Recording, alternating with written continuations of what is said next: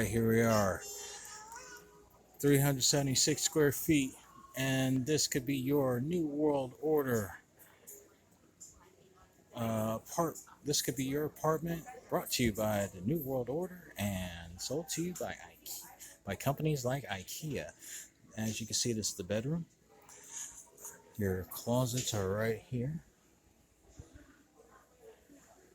And I'm at the pause for a second.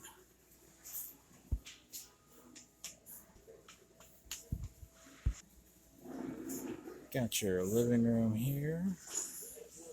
And yeah, no, not much for privacy on that one.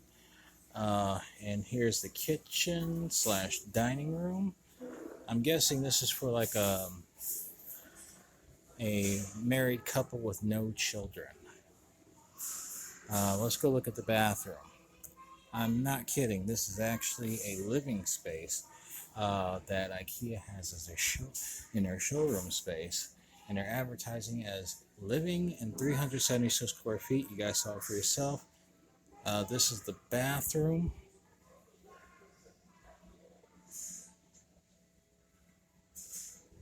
And here's a coat closet. And like this would be your main entrance.